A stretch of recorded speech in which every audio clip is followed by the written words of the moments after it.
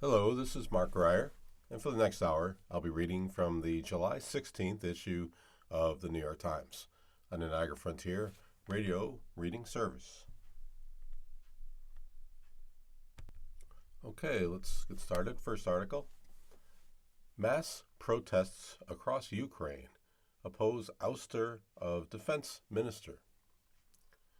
Demonstrators demanded the reinstatement of Mikhailo Fedorov, who had come to symbolize Ukraine's success in using drones to strike back at Russia.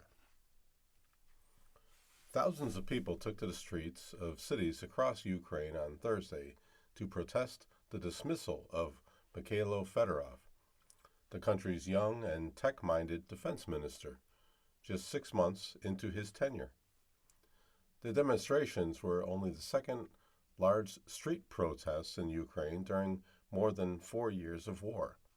Rallies also took place last year against a move by President Zelensky to neuter anti-corruption agencies. On Thursday, protesters poured into a square in central Kyiv, the capital. They turned out in Odessa in the south and in Lviv in the west. In the frontline city of Kharkiv in the northeast, more than 300 protesters with cardboard signs crowded sidewalks, chanting, "Shame, shame, shame." Their numbers grew as the morning wore on. "Hands off Fedorov," one sign read. "Why break what's working?" read another. The protesters were dismayed that Mr. Zelensky had ousted his defense minister. Just as many military analysts were saying, the war had turned in Ukraine's favor. The shift is more marked than any since the conflict first months, when Russia endured a series of defeats.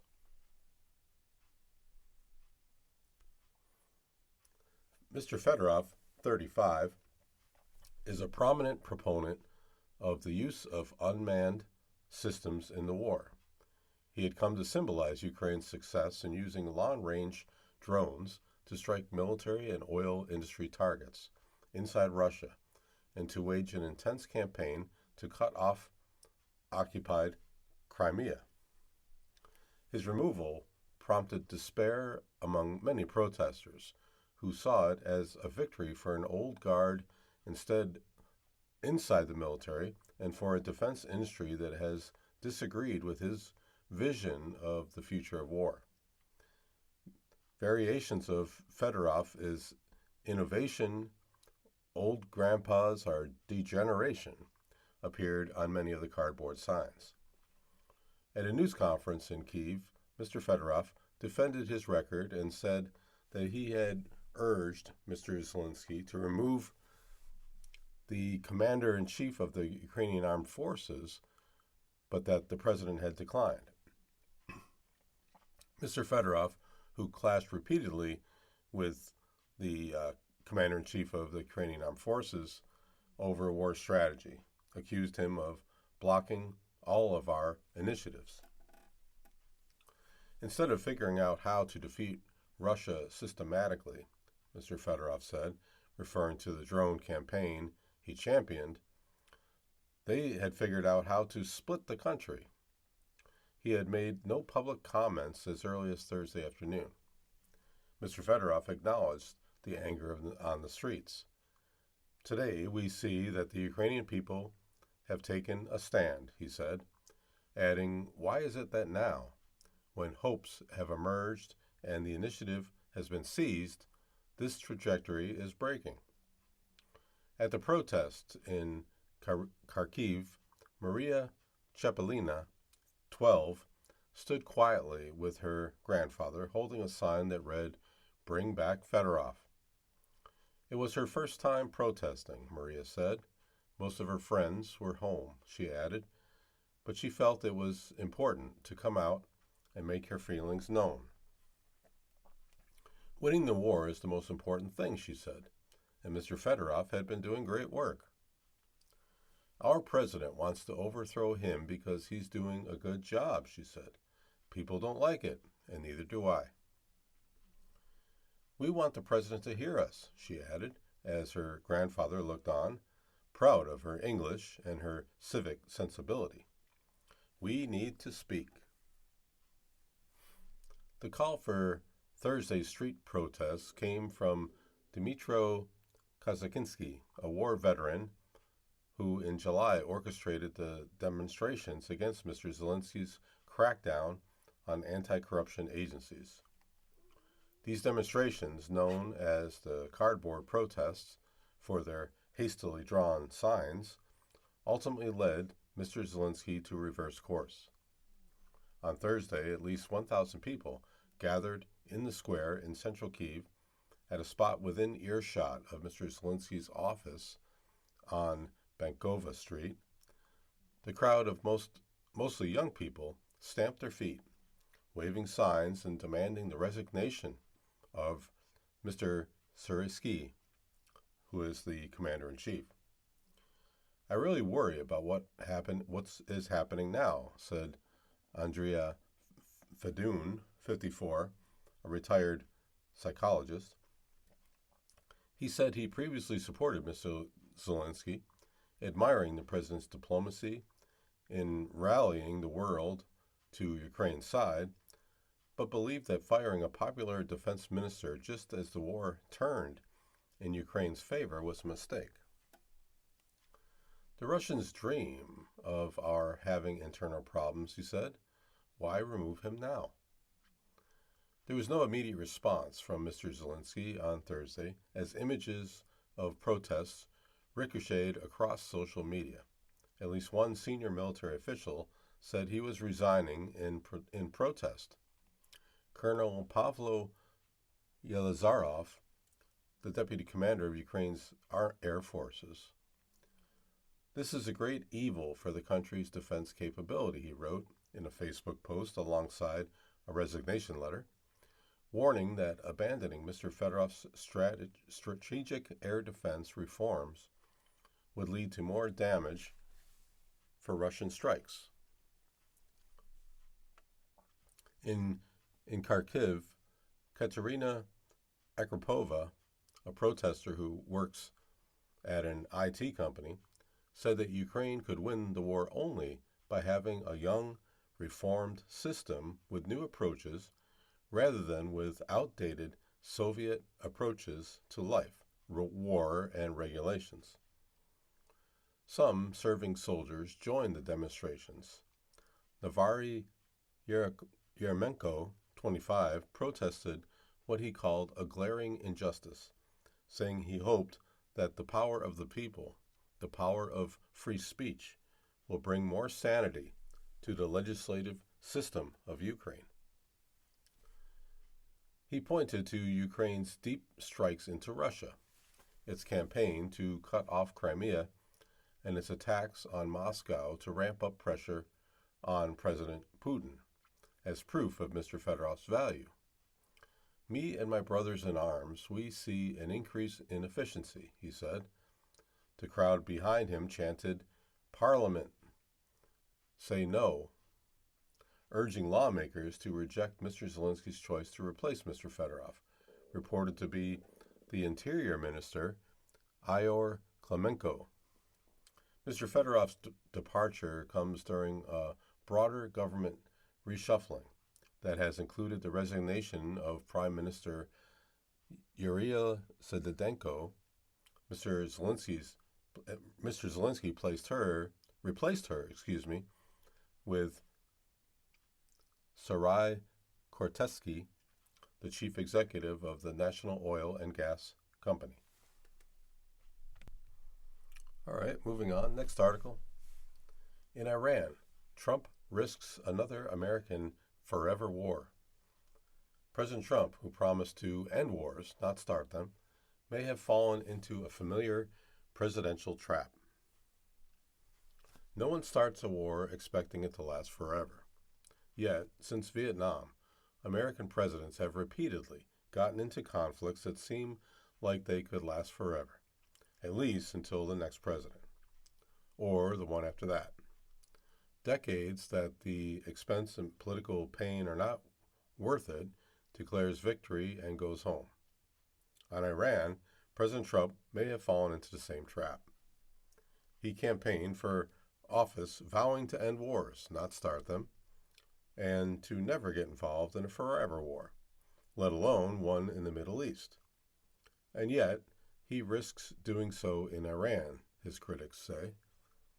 The war that Israel and the United States began with such force has alternated between moments of negotiation and military strikes.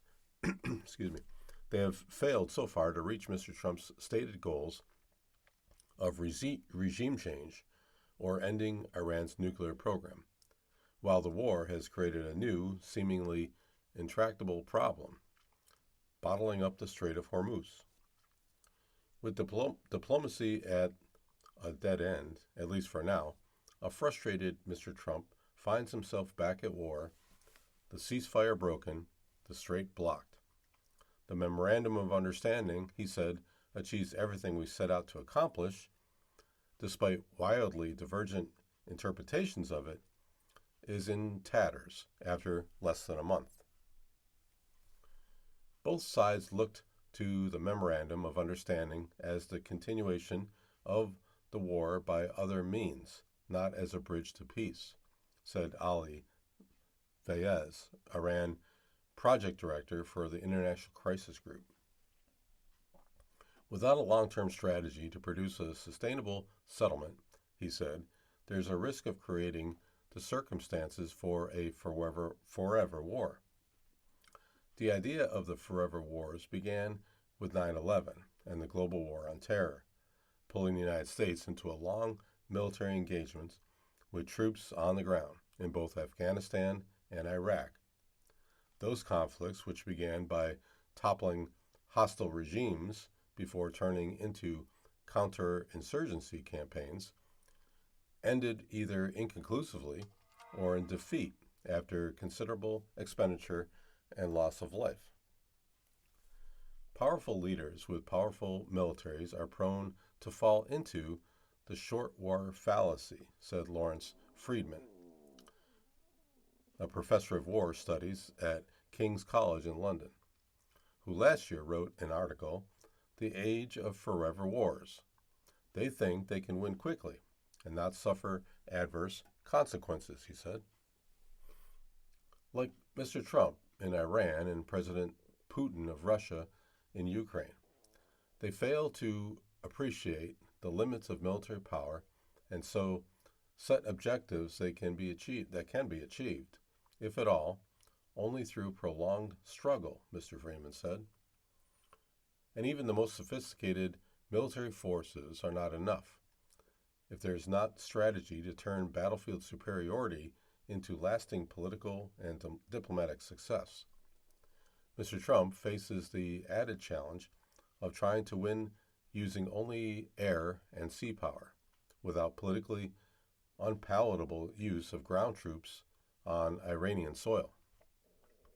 The Persian Gulf War of 1991 was quick and succeeded in its aims because President George H.W. Bush had a limited political objective: drive Saddam Hussein out of Kuwait. That was a lesson lost on his son, President George W. Bush, in the second war against Iraq, which ended up enhancing Iran's power in the region. In Afghanistan, after the younger Bush drove out the Taliban, he and his successors tried vainly to remake the society, but when Washington tired of the effort, the Taliban returned. There is an argument, sometimes made by Mr. Trump himself, that he went to war in Iran to finally end what he considered a 47-year war between the United States and Iran, which began with the fall of the Shah of Iran in 1979 and the taking of more than 60 American hostages.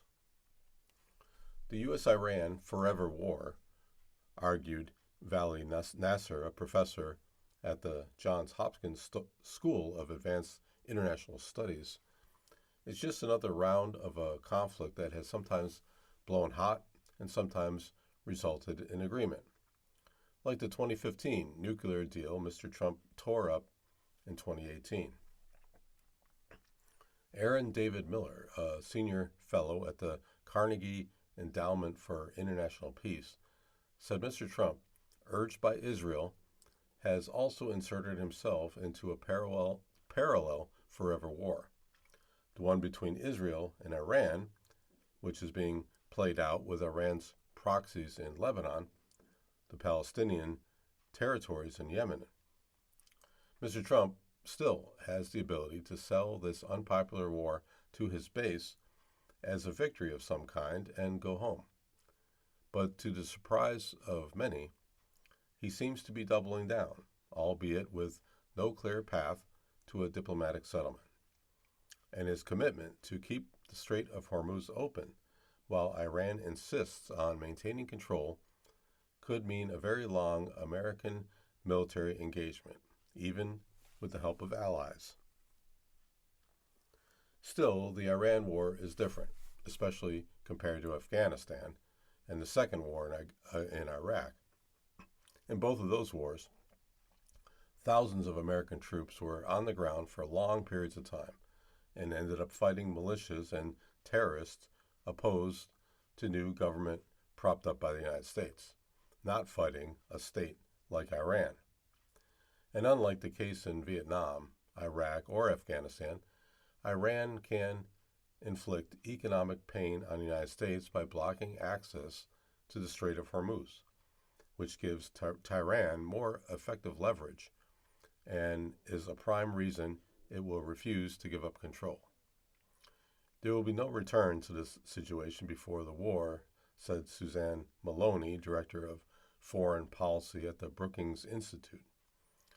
As in Iraq, American assumptions and misperceptions changed the balance of power in the region, she said, and now the days of the Strait of Hormuz fully free for transit are probably over.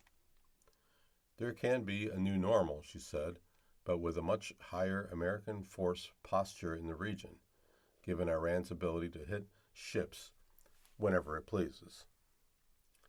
Because Washington's stakes in this war are simply smaller than those for Iran, said Mr. Nasser, who worked on the Afghan war, the pace begins to slow, while the other side is willing to keep the same level of intensity. As America began to withdraw from Afghanistan as from Vietnam, the balance began to shift. But a negotiated end to the war in Iran still feels far away. Both sides have proven they can't even stick to a minimal framework agreement that defers all the substantive issues to the future, Mr. Vez said. If they can't even do that, he added, that could remove the last barrier between episodic confrontation and a forever war. You're listening to a reading of articles and features from the New York Times on the Niagara Frontier Radio Reading Service. Okay, next article. Smoke floating far from Canada's wildfires will darken skies again on Thursday. Here's what to know about the smoke and when it might end. The strip of dense wildfire smoke can be seen on satellites stretching from the upper Midwest and Canada across the Great Lakes, through southern Ontario and New England, and down to New York City. Some of it is even traveling out over the Atlantic Ocean and back up to the far eastern coastline of Canada.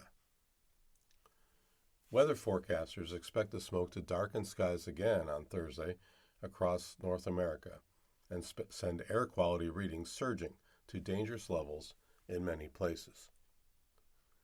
Three big questions about wildfire smoke. Where will the smoke go on Thursday? The day is likely to unfold very much as Wednesday did, forecasters said.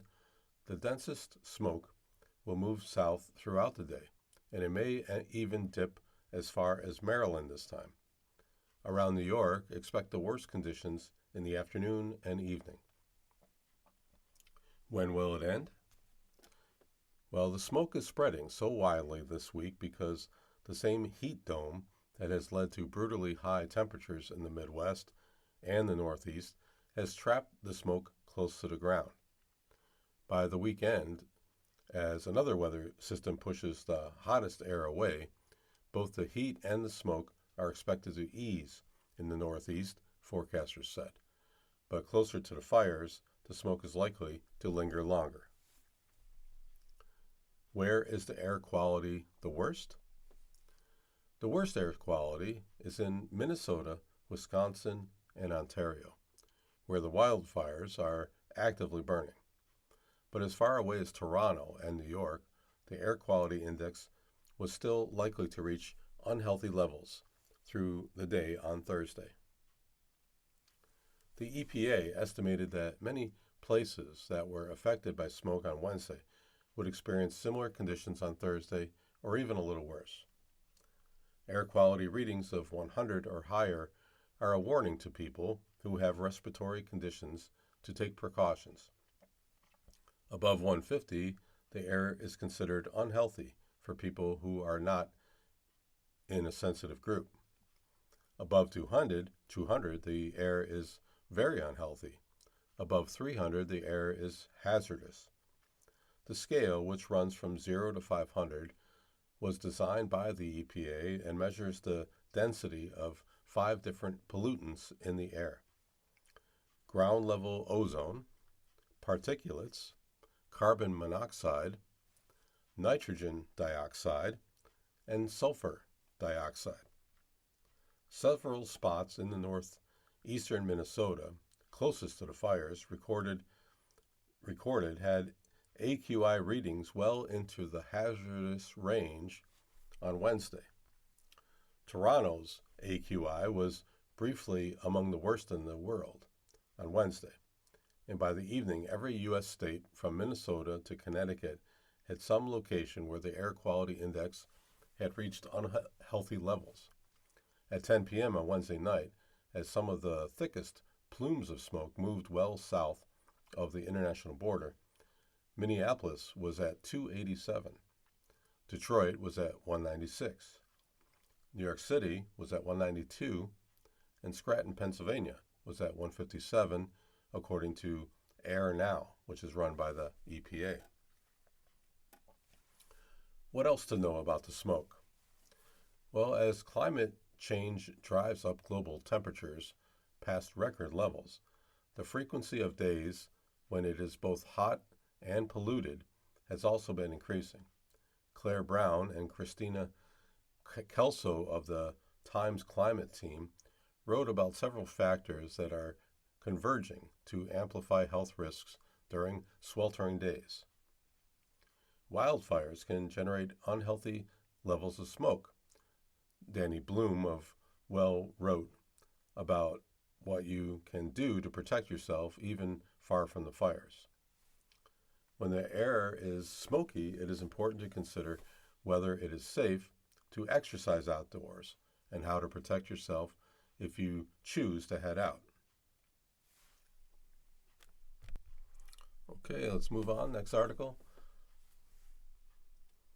Trump administration argues for fencing off park next to the White House. The Commission of Fine Arts is set to consider the administration's proposal regarding Lafayette Square Park, which has been the site of numerous protests. A federal design panel on Thursday will consider the Trump administration's plan to add a permanent fence around Lafayette Square Park, a public space next to the White House that is frequently the site of protests. The move comes as President Trump and the Secret Service say that they are concerned about the security of the White House during protests.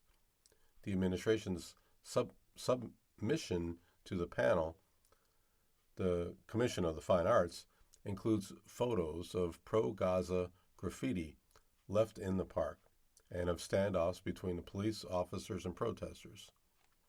The administration said that there were several examples of assemblies that elevate into non-peaceful demonstrations which have resulted in violence towards law enforcement officers maintaining the necessary standoff from restricted areas and vandalism.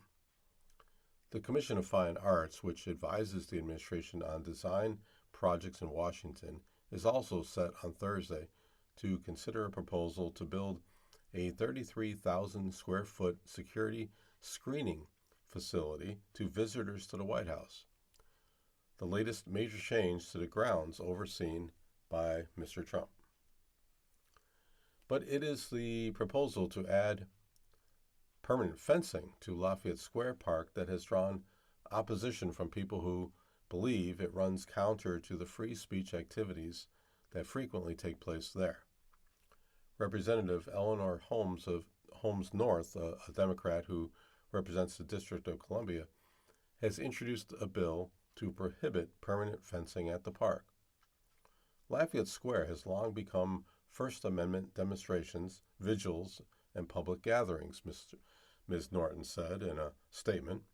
Adding permanent fencing at Lafayette Square would send the wrong message to the nation and the world by continuing to transform our democracy from one that is accessible and of the people to one that is exclusive and fearful of its own citizens.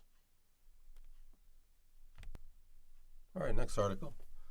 The FDA approves a new pill to slash cholesterol levels.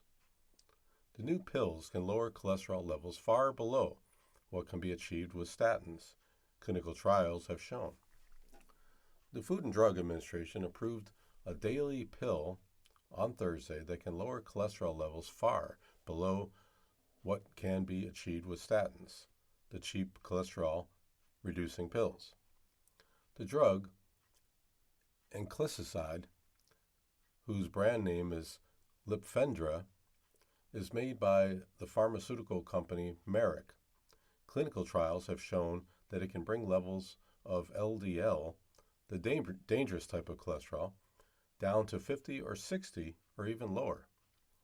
Adults not taking cholesterol-lowering drugs usually have levels above 100. It works by inhibiting a protein known as PCSK9. New cholesterol guidelines issued by the American Heart Association and the American College of Cardiology say that people who have an above-average risk of heart attacks or strokes should get their LDL levels below 70. Those at high risks because, for example, they have had a heart attack, should get their LDL below 55.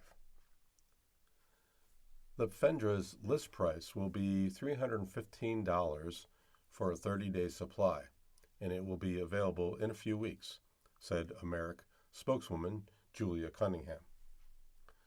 There are currently injectable drugs that work in the same way, but they are more expensive, with list prices of $500 to $600 a month or more.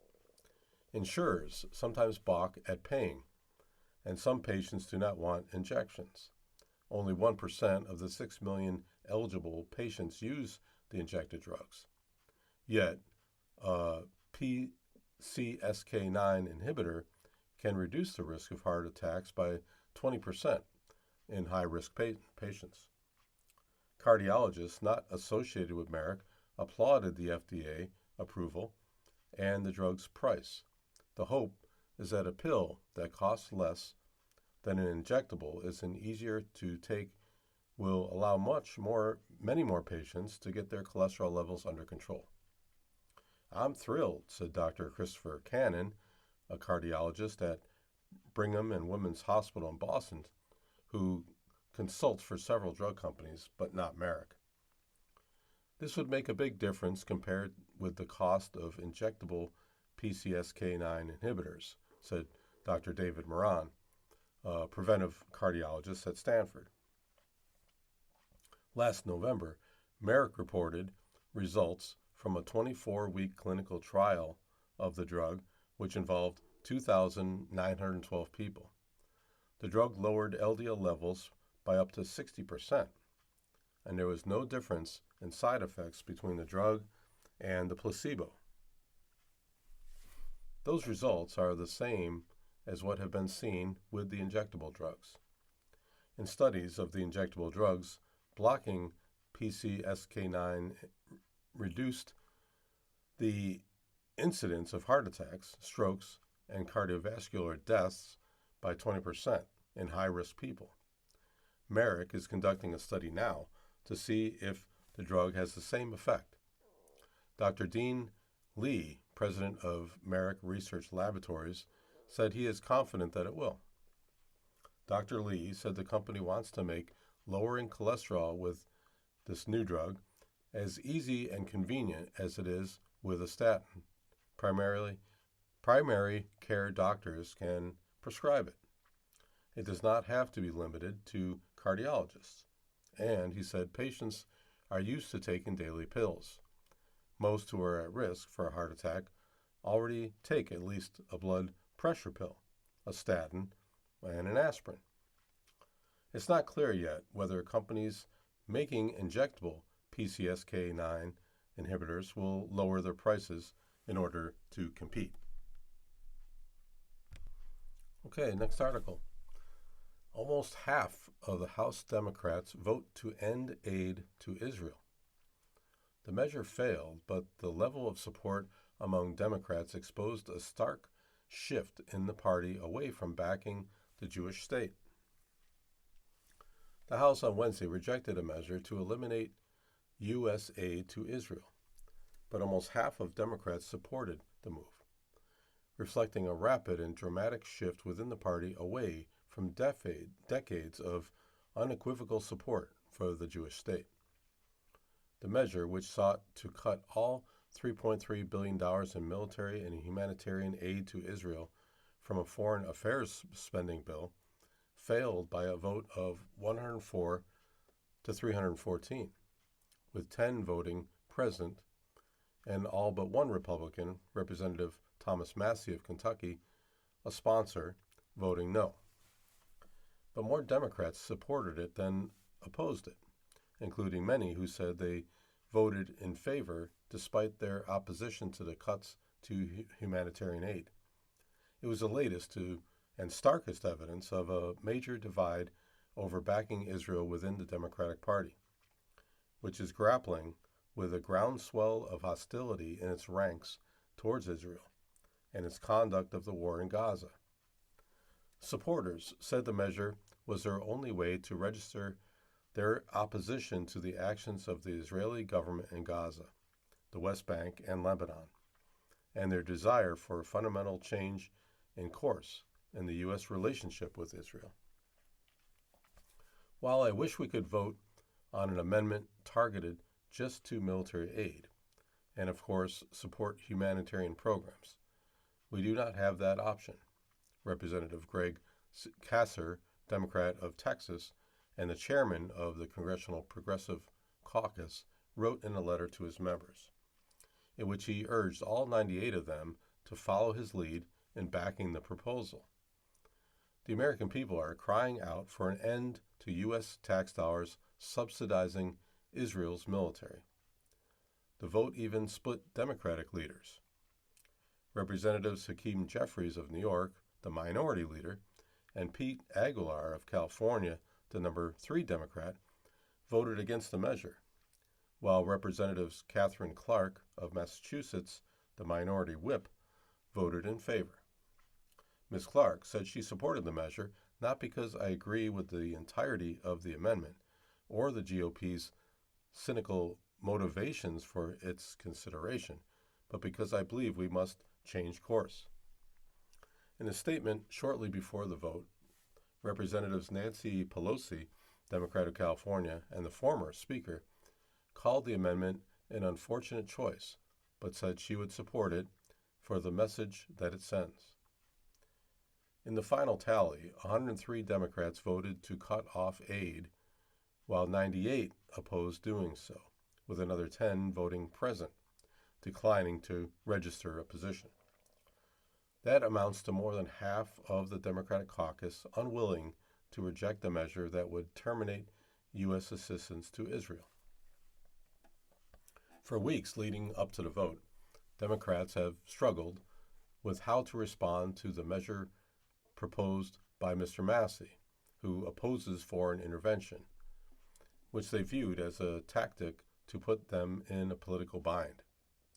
Mr. Jeffries, a longtime staunch supporter of Israel, hosted 2 caucus meetings to discuss the amendment, a highly unusual move that underscored how fraught the politics around Israel have become for Democrats. And in a letter on Tuesday announcing his opposition, Mr. Jeffries also called for the first time for a major reset in U.S.-Israel relations. He also hinted that Democrats, should they win the majority in Congress, would insist that any security aid to Israel be contingent on barring human rights abuses against Palestinians. Even in opposing the measure, Mr. Jeffries, who is in line to be elected Speaker next year if Democrats win back the House, acknowledged that there would be good faith reasons that will result in members voting in a variety of different ways. But scores of Democrats swallowed their concerns about the measure and backed it. Self-defense does not include indiscriminately bombing homes, Representative Joaquin Castro, Democrat of Texas, said on the House floor, criticizing the response by Prime Minister Benjamin Netanyahu's government to the terror attacks of October 7th. Even a one-time Israel stalwart, Representative Seth Moulton, Democrat of Massachusetts, said he supported cutting off all aid, asserting that we simply cannot continue to condone Netanyahu's actions that are against our moral conscience and our own national security interests by perpetuating the status quo. Mr. Moulton, who is running for Senate, has also said he would no longer accept donations from AIPAC, the hard-right pro-Israel lobbying group that has recently become a toxic brand among Democrats. Only a few Democratic voices spoke on the House floor on Wednesday in opposition to the measure. Representative Brad Sherman, Democrat of California, said the sole purpose of the bill was driving a wedge in the middle of the Democratic Party to put our party on the side of those that say that Israel has no right to exist. And Representative Steny Hoyer, Democrat of Maryland, and a longtime ally of AIPAC's, encouraged his colleagues to vote no, arguing that a vote for the measure was a vote against American security and against American safety. The vote was difficult for some Democrats to navigate, in part because of timing.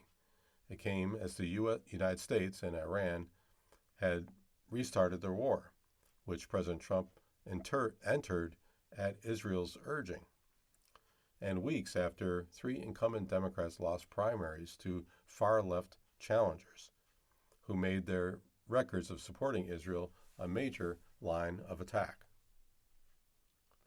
The shifting dynamics are not lost on the members of Congress, said Jeremy Ben-Ami, the president of J Street, a center-left lobbying group. Navigating this moment and trying to find solid ground where you feel comfortable is a challenge. Support for the Jewish state has quickly become a major liability with young and left-leaning voters who are important constituencies in the party. But there are indications that the hostility is much broader. A New York Times Siena National poll conducted in May found that 74% of Democratic voters opposed providing additional economic and military support to Israel, including large majorities in all age groups. In the lead-up to the vote, J Street said it opposed the measure, but the group also said that members could, in good conscience, vote yes, no, or present because it was one of the few opportunities to cast a recorded vote expressing opposition to the way American military assistance and American supplied weapons have been used by the Israeli government. Mr. Ben-Ami said the final vote was emblematic of the dramatic change that has already taken place, perhaps the quickest 180-degree shift in public opinion on a policy issue since the legislation of same-sex marriage. The days of Israel right or wrong being the mainstream of American politics are over, he said. We're defining the new normal. Ahead of the vote, Mr. Massey, who recently lost a primary to Trump-backed challenger who made his opposition to aiding Israel a major line of attack, said his amendment was common sense. We're sending more money to Israel in this bill than we spent on homeless veterans in this country, he said on the House floor. We should stop it. We should put them on a diet. They're the biggest welfare recipient of the United States. But some pro-Israel Democrats said that they were deeply alarmed by the shift in their party that allowed members to align with them. Supporting the U.S.-Israel relationship is quickly becoming a minority view among congressional Democrats. A shockingly systemic shift in a brief period of time. Representative Josh Gottenmeier, a New Jersey Democrat who is a steadfast supporter of Israel, said in an interview, "You have socialists running on an anti-American platform. Yes to Hamas and no to supporting one of our closest Democratic allies." You are listening to a reading of articles and features from the New York Times on the Niagara Frontier Radio Reading Service. Okay, next article. Members of Congress intensify criticism of Immigration Detention Center.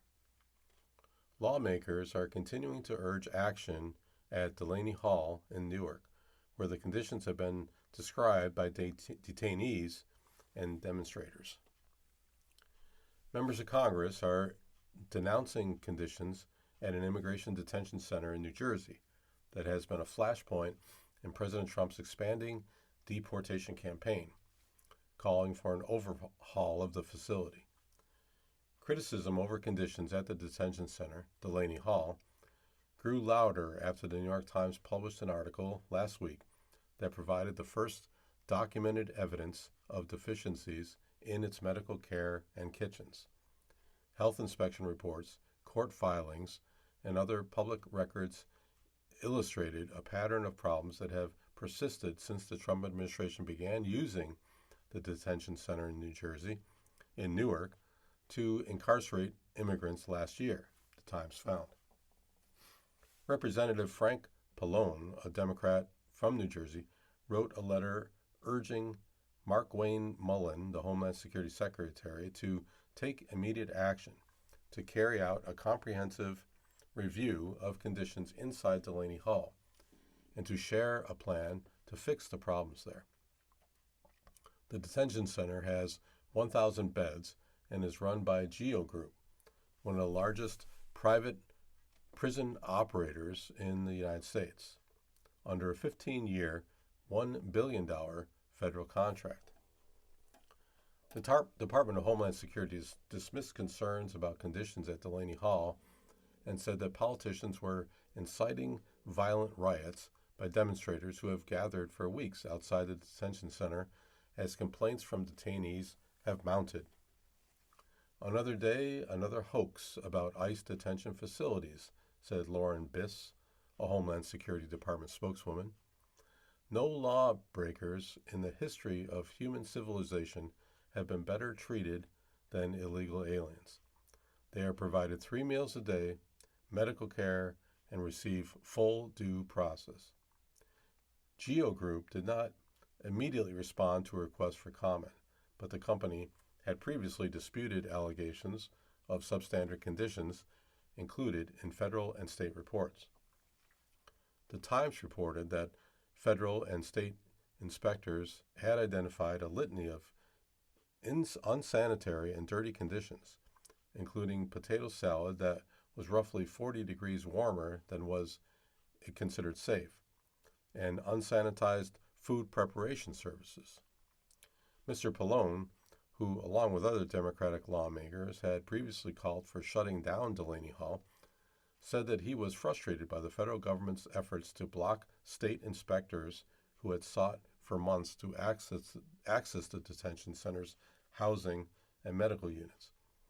On Wednesday, he said he had not heard back from officials at Immigration and Customs Enforcement or from its parent agency, the Homeland Security Department.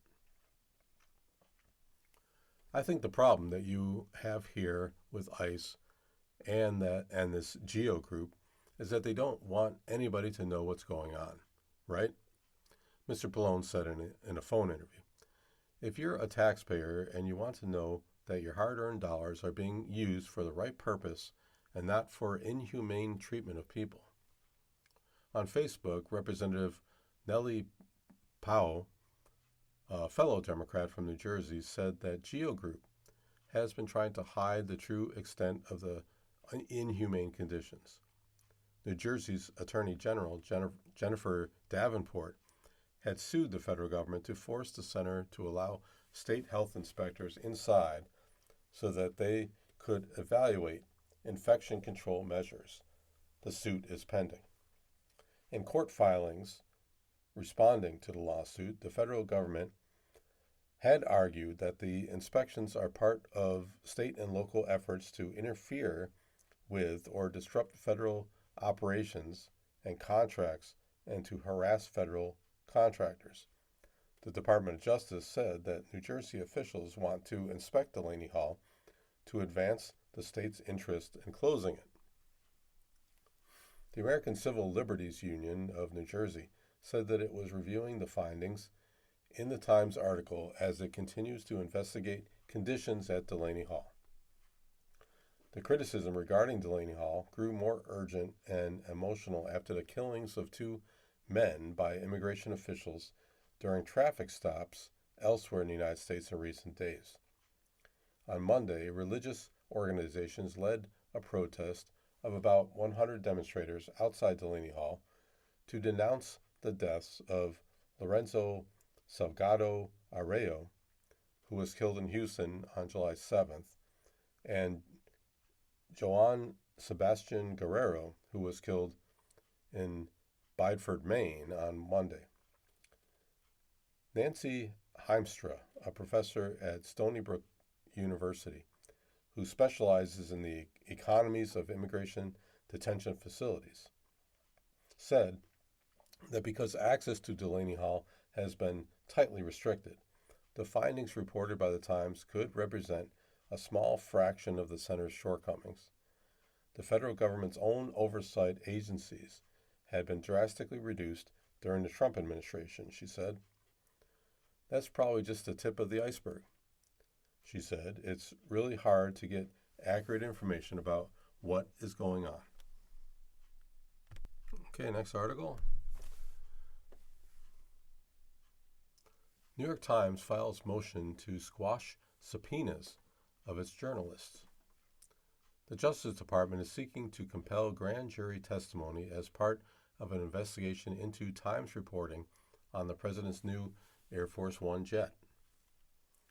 The New York Times filed a motion on Wednesday to quash subpoenas issued by the Trump administration to several of its journalists last week. The Justice Department subpoenas, which were delivered Friday evening by federal agents who showed up at reporters' homes, sought to compel the Times journalists to testify about their confidential sources before a federal grand jury in Manhattan. The reporters had recently published articles that disclosed security concerns about President Trump's new Qatari-donated Air Force One jet. In a statement on Wednesday, David McCraw, the Times' top newsroom lawyer, called the subpoenas abusive and improper and said they had been brought in bad faith to punish the Times for its coverage. They violate the constitutional rights of the Times and its journalists, Mr. McCraw wrote. We are going to court to defend our journalistic rights to report freely on the administration and to provide the public with stories that matter. The motion was filed under seal, pursuant to court order, Mr. McCraw said. He wrote that the Times believes that the public has a right to information about this case and is also seeking to have the papers unsealed. Contacted on Wednesday, a spokeswoman for the Department of Justice, Emily Covington, referred to her previous statement that the press plays an important role in the country.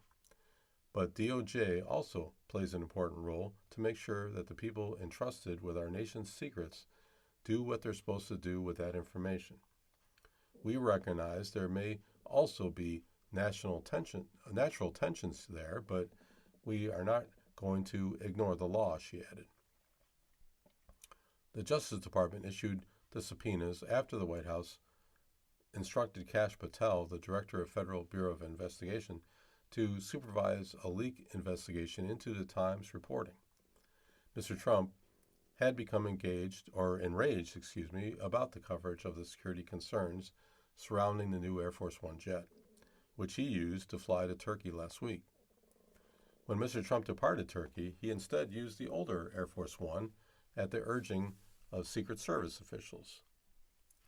It is highly unusual for the Justice Department to subpoena journalists at the onset of a leak investigation, which typically involves a hunt for federal employees who may have disclosed classified information. In a statement on Wednesday, a White House official said the administration took leaks seriously and will do everything legally to ensure the individual or individuals are caught and it does not happen again. The subpoenas were issued by Jay Clayton, the U.S. Attorney in Manhattan, who Mr. Trump recently nominated to serve as Director of National Intelligence.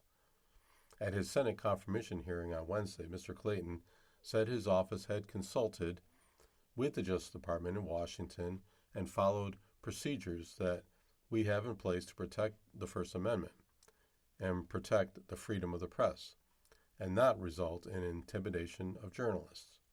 But Mr. Clayton also said government leakers should not be able to get away with sharing classified materials by exploiting the protections afforded to journalists. In a pointed reply, Senator Michael Bennet, a Colorado Democrat, said the First Amendment was not a loophole. Todd Blanche, the acting Attorney General, whom Mr. Trump has nominated to lead the Justice Department, said at his own Senate confirmation hearing on Wednesday that he had authorized the subpoenas. We are not targeting reporters. They are material witnesses, Mr. Blanche said, just like a reporter who would be a material witness to a car crash. 3 Times reporters received subpoenas: Julian Barnes, Eric Lipton, and Eric Schmidt. The newspaper learned that subpoenas were prepared for 2 others, Adam Goldman and Tyler Pager, but neither received one. In a video published by the Times on Wednesday, Joe Kahn, the Times executive editor, described the subpoenas as a naked attempt to intimidate New York Times and to keep us from reporting on matters that we think are essential to national security. Mr. Kahn, a former China correspondent, said he had seen the way an authoritarian government can keep journalists from reporting on a huge amount of news and information that's very clearly in the public interest. It's really essential to American democracy that that kind of erosion of press freedoms not happen here, Mr. Kahn said. Okay, the next and possibly last article for today. TSMC adds $100 billion to its U.S. spending plan. The pledge from the Taiwanese chip-making giant brought the total commitment to its fast-growing operations in Arizona to $265 billion. Taiwan's semiconductor manufacturing company announced on Thursday that it planned to spend an additional $100 billion on its operations in the United States. The giant chip maker, which produces chips designed by NVIDIA, Apple, and others, had previously pledged to invest $165 billion to expand its operations near Phoenix. That brings the company's total commitment to its fast-growing footprint in Arizona to $265 billion. The announcement made during TSMC's quarterly earnings presentation is partly in response to increasing political pressure on foreign semiconductor companies to locate factories in the United States. TSMC broke ground on its first factory in Arizona in 2021 during the Biden administration. But the Trump administration has threatened trading partners with high tariffs if they don't set up manufacturing operations in the United States to bring money and jobs.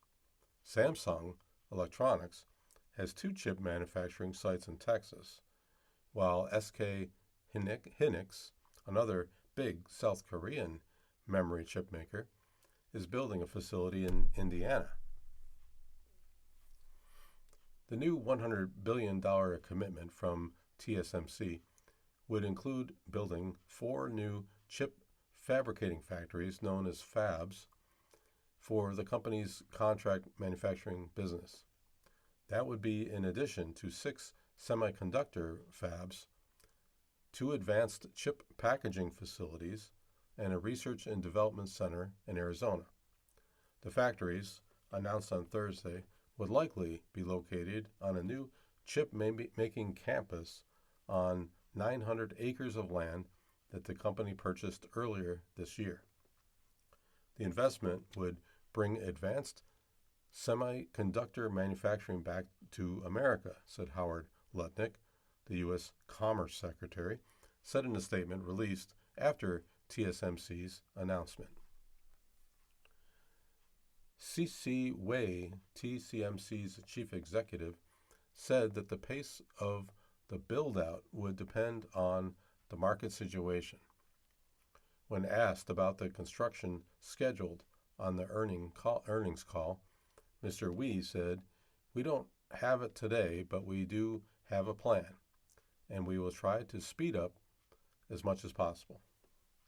Mr. Wei emphasized that TSMC is also expanding in Taiwan and Japan.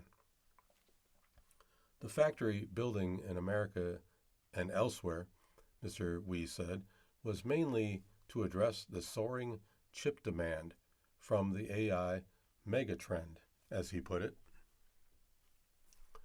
The robust demand was reflected in the company's second quarter performance. Its revenue grew to the equivalent of $40.2 billion, 36% higher than a year earlier. Profit jumped nearly 80% in the quarter to just over $22 billion. TSMC expects strong revenue and profit growth this year and next.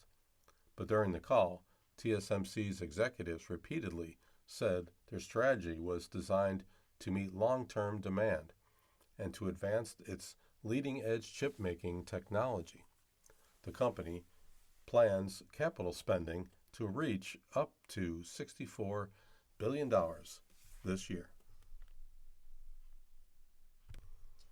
Okay, so you've been listening to a reading of articles and features from the July 16th issue of the New York Times. Your reader today has been Mark Grier. Thank you so much for listening.